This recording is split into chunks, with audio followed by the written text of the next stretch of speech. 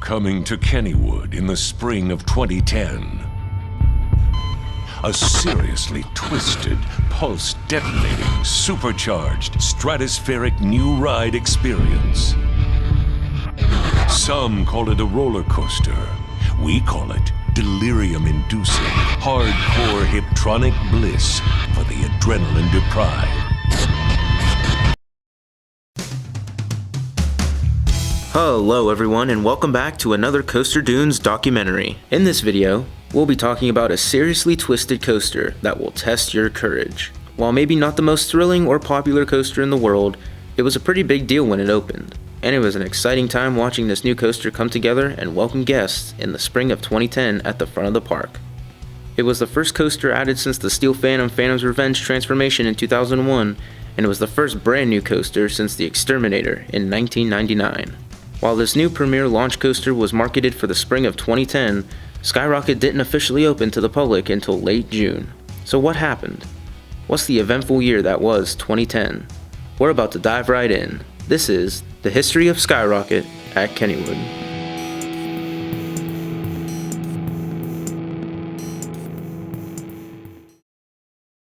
The year was 2007 when the news broke out. Kennywood was put up for sale when the Kennywood Entertainment Company handed over all their parks to Palace Entertainment. At the time of the sale, one new ride was already in the works, and that was the transformation of the Gold Rusher Dark Ride into Ghostwood Estate for the 2008 season. But the year where our story officially kicks off, 2009. The Barren Curve was back, and the old Kennywood Railroad had a new theme, and the park as a whole seemed mostly unchanged. Come this weekend, the Turnpike ride here at Kennywood Park, which has been here for more than 40 years, will be gone. It's all to make room for Kennywood's newest roller coaster, which should be all set and ready to go by next year.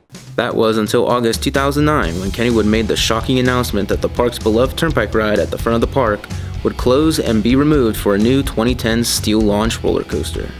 In the announcement, however, the park stated that the ride would be relocated somewhere else in the park in the future. The Turnpike operated at the front of the park. It had a pretty large footprint over the park's entrance plaza, with a gas station theme at its loading and unloading area.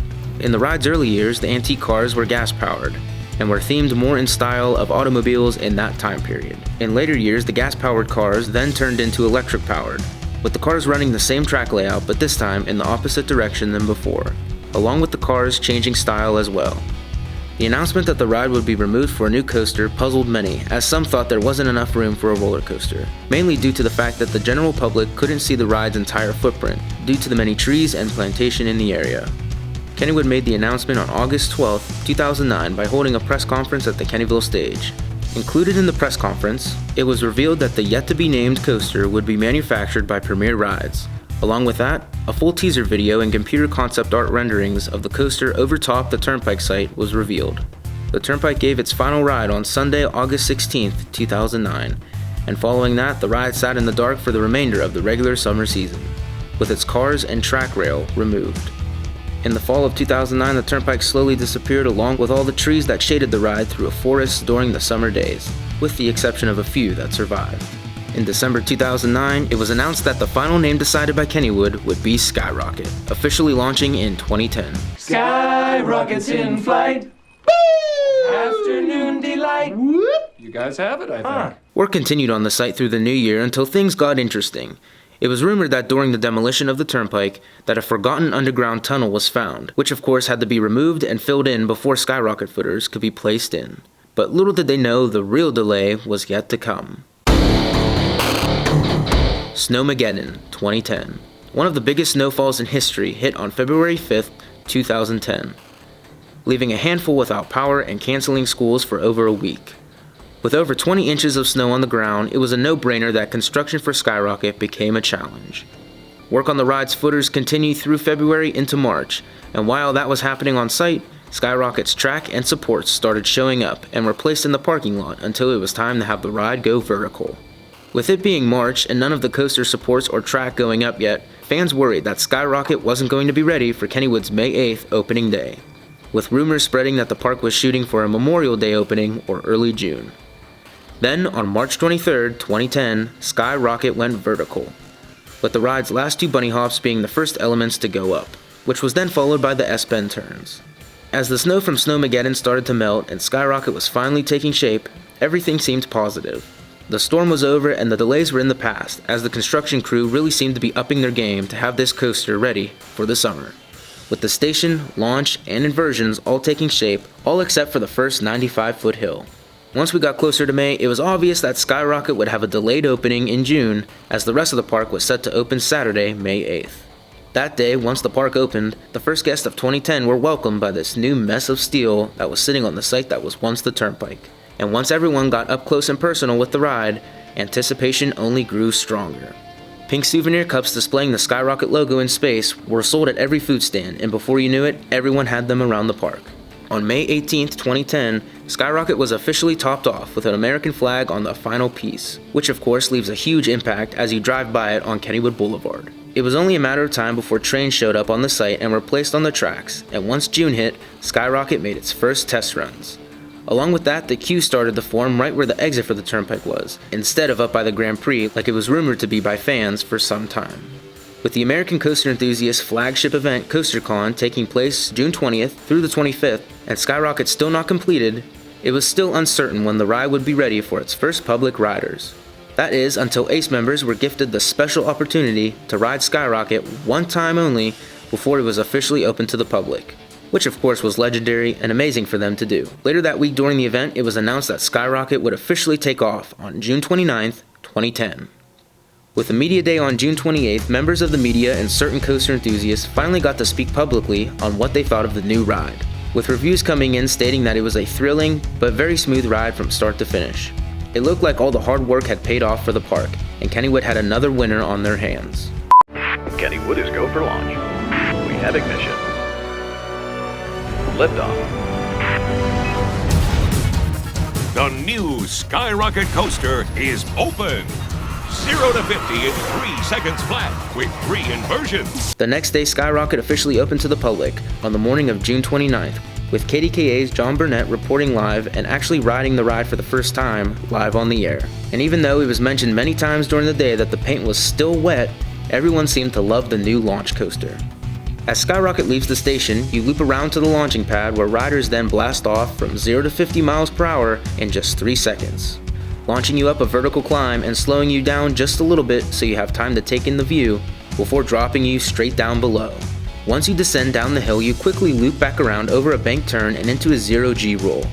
Riders get a chance to relax and take in another short view on the mid-course brake run before diving back to the ground into a barrel roll before turning back into a series of S-bends.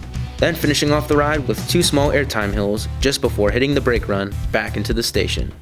Through the end of June and into July, Skyrocket saw extremely long wait times, as all of Pittsburgh and folks from surrounding areas were all eager to get their first rides, with the queue occasionally overflowing and wrapping around the fence where the old Turnpike queue used to be.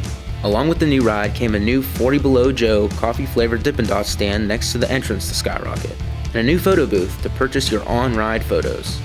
Replacing the old booth that was once Turnpike's on-ride photos was transformed into the VIP Coaster Tour stand, Kennywood's version of a Fast Pass option. Water mist hoses were installed over the queue for those hot July days, and a lifeguard chair was built so a ride operator could keep watch over the large crowds in the queue. The line was long every morning when the park opened, but thanks to 2 train operations, guests were able to move through pretty quickly. In July, Skyrocket had to have a new restriction in place for riders who were too tall and may have felt a little uncomfortable due to little to no legroom in certain rows. But other than that, Skyrocket seemed to run flawlessly throughout the rest of the 2010 season. In 2011, Skyrocket opened for its first opening day, this time rocking new blue banners in the station, a different Dippin' Dots stand behind the entrance, as well as new uplighting under the ride's layout, and making the ride really stand out at night.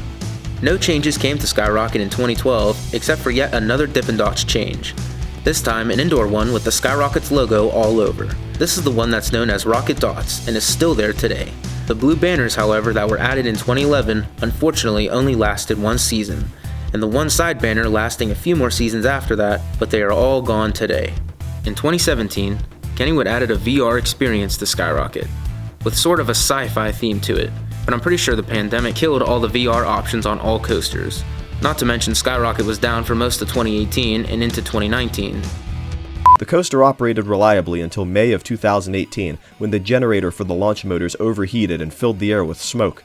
It was clear that the generator needed to be replaced, but the process of replacing the generator was long and arduous, requiring one to be built from scratch since the coaster is the only one of its model in existence. But officially reopened in July 2019, a day after Steel Curtain, Kennywood's next big roller coaster, opened to the public.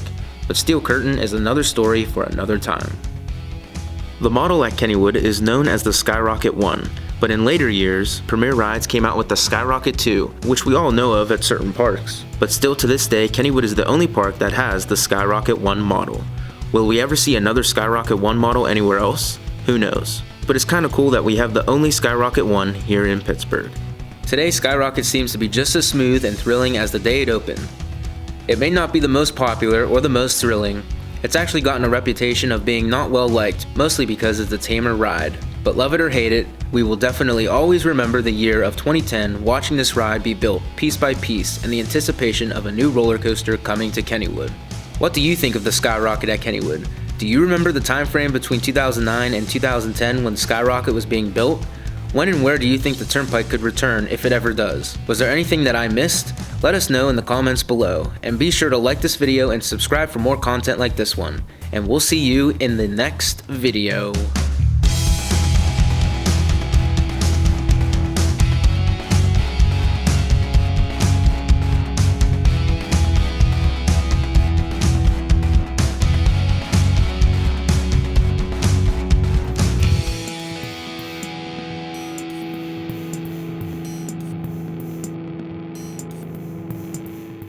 Skyrockets in flight.